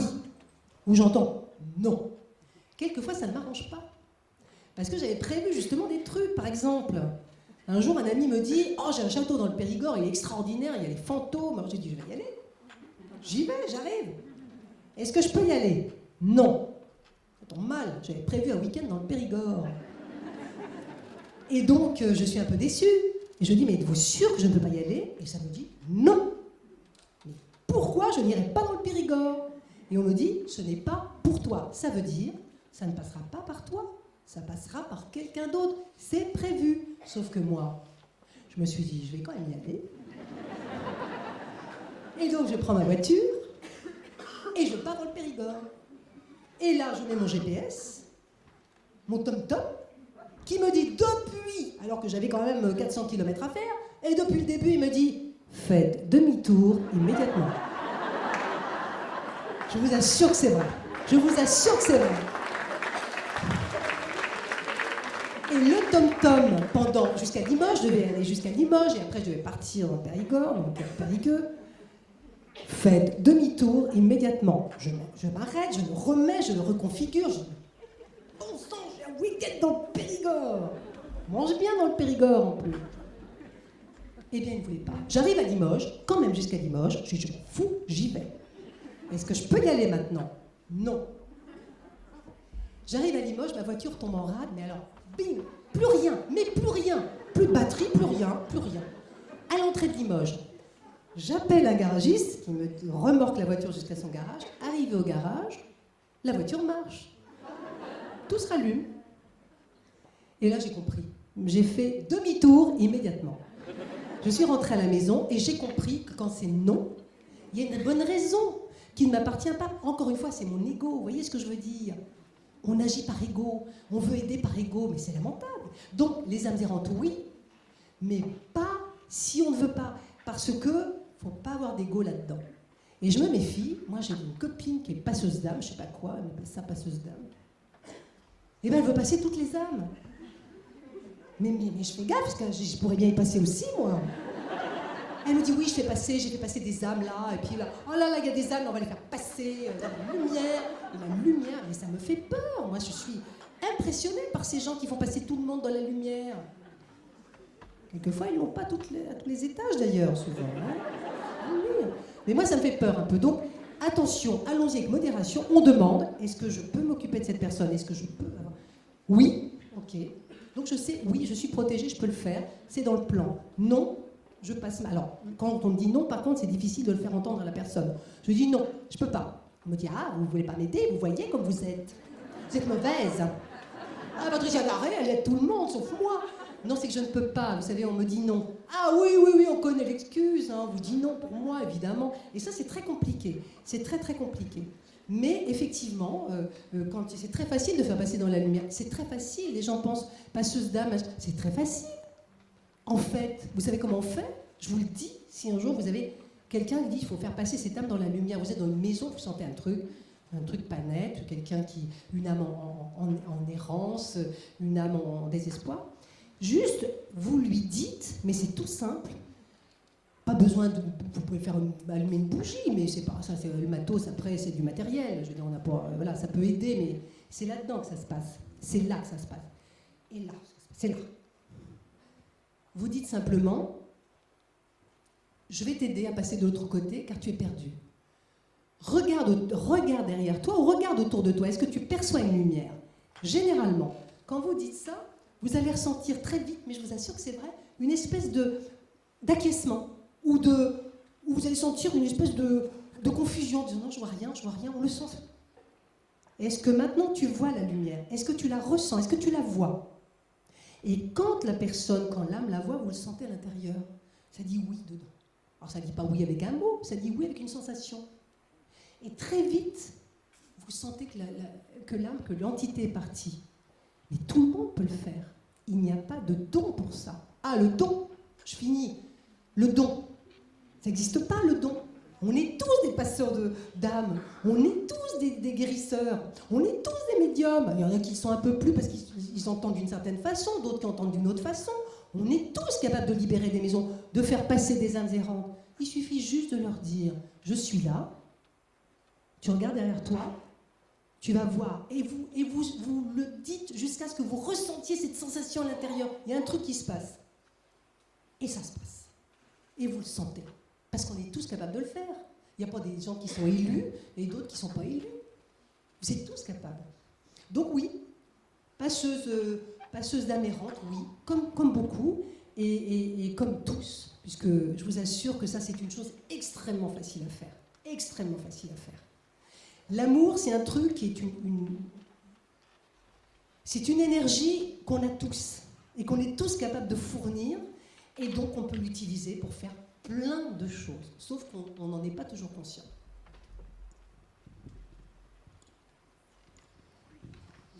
Bonsoir Patricia, Bonsoir. Merci d'être venue dans le Sud. Merci à vous, quel est bel accent. Je m'en bien l'accent. Je voudrais savoir ce que vous pensez des entendeurs de voix. Je ne parle pas de la schizophrénie, je parle de l'entente de voix. C'est-à-dire des personnes qui entendent des voix, positives ou négatives. Est-ce que vous pensez que c'est des personnes qui sont connectées avec certaines fréquences ou des personnes qui ont... Mais quand vous dites les entendeurs de voix qui ne sont pas médiums, des Voilà. médiums ou des schizophrènes? Voilà, vous considérez ça Non, comme oui, parce que les schizophrènes ne sont pas des médiums, forcément. Pas forcément. La schizophrène, c'est une maladie mentale. La différence entre un médium et un schizophrène, c'est que le schizophrène, il va vous donner des réponses qui sont délirantes, et que le médium, il va vous donner des réponses qui sont cohérentes. C'est la grande différence Mais entre le bug. Parce qu'on dit qu'il y a 10% de la population qui entend des voix et qui ont une vie sociale normale et qui Oui. ne sont pas schizophrènes. Qui sont... Ah bah oui, alors les gens qui entendent des voix, j'appelle ça, c'est une forme de médium. Vous pensez que c'est une forme de Ah bah oui. médiumnité ou alors c'est des personnes qui sont connectées sur certaines fréquences Mes fréquences, vous voulez dire ondes radio ben, ou quoi on parle de bas astral ou de choses comme ça. Ah ou bah oui, mais c'est de la d'entités médiumnité. qui viennent se coller. Ah ben oui, mais il y a de tout. Mais vous savez, quand on est médium, on est connecté à toutes les fréquences. Hein.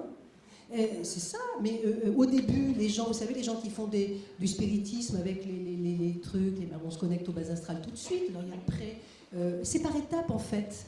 Les voix qu'on entend, effectivement, ce sont des dimensions. Alors ça peut être le bas astral, ça peut être d'autres dimensions. Des voix, ça dépend si elles vous insultent ou si elles vous disent des insanités. Vous parlez aux gens vous parlez des voix qui insultent, par exemple. Par exemple. Oui, c'est le bas astral. Ouais. Alors, attention, oui, ça peut être une forme. Alors, ça veut dire qu'on a tripatouillé avec des choses pas nettes quand même, hein, pour en arriver là. Je pense sincèrement. Ça ne peut pas arriver spontanément. Ça n'arrive pas spontanément. Il faut avoir fait ou du Ouija ou du spiritisme ou déclencher quelque chose. Déclencher. Parce qu'on parle que ces personnes-là ont eu certainement un traumatisme. C'est possible. refoulé, ou, C'est possible, mais je pense que quand même, oui, un traumatisme. Après, il faut faire. Moi, je fais très attention. Qu'est-ce qui est de l'illusion de la conscience et qu'est-ce qui est vraiment de la voix extérieure? Parce qu'il y a plein de gens qui entendent des voix. Il y a plein de gens qui viennent me voir chez moi en me disant, vous savez, j'entends des voix. Qu'est-ce qu'ils vous disent? Ils me disent, pro de cacahuètes. L'autre, je dis, oui, d'accord, mais c'est incohérent. Donc ça peut être du bas astral, mais ça peut être aussi un bug cérébral, ça peut être aussi une maladie mentale, parce que j'en ai vu beaucoup, hein, je peux vous dire. Hein. Et en fait, la différence entre un médium et quelqu'un qui entend des voix incohérentes, c'est que le médium, il va vous donner un texte cohérent. Pour moi, la médiumnité, c'est un texte cohérent. Et c'est une pensée cohérente. Après, les gens qui entendent le bas astral, c'est qu'il y a quelque chose qui a été provoqué ou par un traumatisme, ou par l'absorption de substances, ou par des jeux un peu curieux. Mais là, on est déjà plus dans le bug, pour moi, cérébral, que dans la connexion pure avec une autre dimension. Vous voyez ce que je veux dire? Il y a eu un déclencheur, quelque chose, mais un déclencheur négatif. Et après, c'est très difficile d'aller faire partir les voix qui vous parlent. C'est très difficile. J'ai connu ça avec une dame qui faisait des séances de spiritisme une dame qui était du sud-ouest, à Dax, et qui avait 15 personnes qui parlaient. Depuis une séance de spiritisme qui s'était mal passée, elle avait 15 personnes qui parlaient constamment, à travers sa bouche. Donc elle les entendait et ça parlait en même temps. Et c'était pas schizophrénique, c'était vraiment un bug. Faut toujours savoir raison garder, extrêmement discernant dans ces choses-là. On ne prend rien pour argent comptant, jamais. On discerne. C'est très important. Parce qu'à partir du moment où on discerne et on va pouvoir être prudent, on va être crédible. À partir du moment où on capte tout, on prend tout, on n'est plus crédible. Il faut rester toujours rationnel. Surtout. Même sur les médiumnités, il faut être rationnel. Même sur les expéditeurs, d'où ça vient. Il faut être toujours rationnel, il faut chercher, il faut investiguer tout le temps, il ne faut jamais lâcher. Voilà. Je voulais savoir si, dans l'au-delà, nos défunts, tous les défunts, ressentaient nos émotions à nous, parce qu'ils n'ont pas d'émotions. Ils n'ont pas d'émotion, mais ils ressentent notre état d'esprit. Ils ressentent la tristesse qui les cloue, qui les retient, enfin qui les charge, et notre joie les allège. Parce qu'il y a toujours quand nos défunts, ce sont les gens qui nous ont choisis pour vivre avec nous, donc on a une espèce de contrat avec eux pendant très longtemps. Donc on va avoir un contrat encore après, et même avant, c'est de tout temps. Et donc ils ressentent, il y a toujours une interaction entre eux et nous. Donc si on est triste, ils sont un peu alourdis. Si on est bien, ben, ils vont bien. Ils s'élèvent, ils sont plus légers. C'est pour ça qu'ils nous demandent toujours, ne pleure pas, sois bien, ne pleure pas, ne sois pas triste. Parce qu'en fait, c'est pour nous, mais c'est aussi pour eux. C'est que l'amour fait qu'il y a cette empathie, cette compassion immédiate qui les charge. Donc ils ressentent. Ils ressentent notre misère, ils ressentent notre tristesse, ils ressentent notre désespoir. Ils essaient de nous aider beaucoup. Le problème, c'est qu'on ne ressent pas souvent toute l'aide qu'ils nous apportent. Alors maintenant, je pense qu'avec l'éveil des consciences qui se fait, il y a beaucoup de gens qui ressentent de plus en plus les signes et l'aide qui leur est apportée par leur défunt aimé. Mais c'est vrai qu'il y a une véritable interaction. Franchement, il y a une véritable interaction entre nous et eux. C'est-à-dire que quand on va bien, ils vont bien. Et quand on va pas bien, ils vont beaucoup moins bien. Oui, ils nous disent « essaie d'aller mieux ». Enfin, c'est ça, c'est « essaie d'aller mieux quand même ». Essaie d'aller mieux. Parce que ça vous savez, c'est curieux l'univers, cette espèce d'alchimie qu'il y a dans ces dimensions et dans cette énergie. Il y a une telle interaction qu'on ne peut rien faire sans qu'il y ait une conséquence quelque part. Même nos pleurs ont une conséquence quelque part. Alors il vaut mieux être heureux, il vaut mieux avoir un peu de joie. C'est quand même plus agréable. Parce que je crois que le monde, là, il a trop pleuré. Et regardez, aujourd'hui, c'est pas terrible quand même. C'est pas terrible ce qui se passe. Je crois qu'il faut vraiment essayer. On est là pour essayer d'être bien. On est là pour essayer de se dépasser surtout. De se dépasser. De se dépasser. On n'est pas là pour se laisser aller. On est là pour se dépasser. Il faut avoir du courage et il faut se dépasser. Alors on prend le temps qu'il faut. On n'est pas obligé de le faire. On n'est pas des champions du monde. Mais il faut essayer de le faire. Pour nous et pour les autres. Pour ceux qui restent là, autour de nous, et qui ont besoin de notre... aussi, qui ont besoin de voir des gens qui sont à peu près bien. Et puis, je ne parle pas des gens malades, parce que quand on est malade, c'est autre chose, là, ça n'a rien à voir. Hein. Je parle des états d'esprit, des états d'âme. Et puis pour ceux qui sont partis, qui ont besoin d'un petit peu de légèreté, et qu'on fasse des choses ici. Nous disent de nous métamorphoser, faites des choses là-bas. Il faut qu'on fasse des choses ici. Il faut qu'on s'entraide, il faut qu'on soit bien, il faut qu'on se réunisse, il faut qu'on essaie de communiquer ensemble pour avancer. Voilà. C'est un peu leur volonté, de l'autre côté. Moi, je pense qu'on nous demande juste de faire notre taf, de travailler, d'être heureux à notre dimension. Vous savez, alors il y a les gens qui sont éveillés, les grands spiritualistes, c'est bien, j'admire, c'est bien, parce que c'est formidable, il en faut. Tous les bons, les bouddhistes, c'est formidable, il y a une évolution, il y a la méditation, c'est bien la méditation, etc.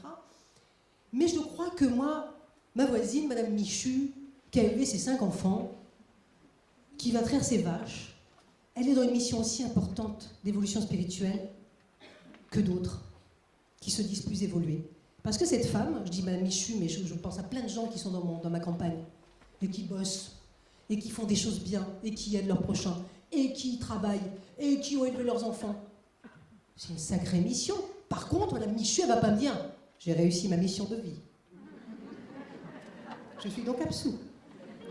Non, Madame Michu, elle va dire « les temps sont durs, hein. Ah, faut pas mettre les 2 pieds dans le même sabot ». Mais elle le fait. Et quand Madame Michu meurt, elle peut être tranquille. Elle a vraiment signé le contrat. Et j'ai beaucoup de regard pour ces gens-là. Vous savez, un jour, il y avait toujours dans mon petit village quelqu'un qui passait tous les jours, à la même heure, quelqu'un d'insignifiant, quelqu'un, une petite dame grise comme ça qui passait tous les jours, elle n'avait pas d'amis, elle n'avait pas de famille. Et je me disais, à quoi elle sert en fait? Parce qu'elle ne communique avec personne, elle ne parle à personne, elle n'a pas eu d'enfant, elle n'a pas de famille, elle est seule, elle rentre, elle va faire ses courses, elle rentre, on ne la voit plus. Ça sert à quoi une vie comme ça? Et en fait, la réponse qu'on m'a donnée, c'est le fait que tu viens de dire, ça sert à ça. Ça sert à faire parler les gens. Et faire parler les gens, ça les sert à faire porter le regard sur elle. Et si tu portes ton regard sur elle et que tu vois sa vie, c'est donc qu'elle a servi à quelque chose. Tout le monde a son utilité. Il n'est pas bon de juger la vie des gens. Tout le monde a une utilité dans sa vie et est indispensable à ceux qui l'entourent, même si on n'en est pas conscient. Donc je pense que c'est... Vous savez, quand on me dit votre mission, souvent on me dit votre mission de vie, il n'y a pas de mission. Tout le monde a une mission. Vivre, c'est une mission. Aller bosser, c'est une mission. Se lever le matin, lutter contre la bronchite comme je le fais, c'est une mission. Aller dans les locaux de Pôle emploi toute la journée chercher un boulot, c'est une mission. Élever son bébé, veiller la nuit. Mais vous vous rendez compte des missions? Et on voudrait savoir quelle est ma mission de vie. Mais vous avez réussi des missions, mais à n'en plus finir depuis que vous êtes là. Sachez-le. Après, il y a ce que les modèles, alors les modèles qui disent faites comme moi. Non, chacun fait ce qu'il peut. Et c'est déjà énorme de faire ce qu'on peut pour vivre bien. Et puis je pense que chacun se rend compte de ce qu'il fait, en bien ou en moins bien, et chacun essaie malgré tout d'évoluer ou de réformer ses pensées qui ne sont pas top. On a tous des pensées pas top. Et puis on se rend compte. Puis on se dit, même si on n'aime pas qu'on nous le dise, hein, on dit ce qu'on raconte, lui, mais au fond, on a envie de s'améliorer et on s'améliore parce qu'on essaie de faire mieux.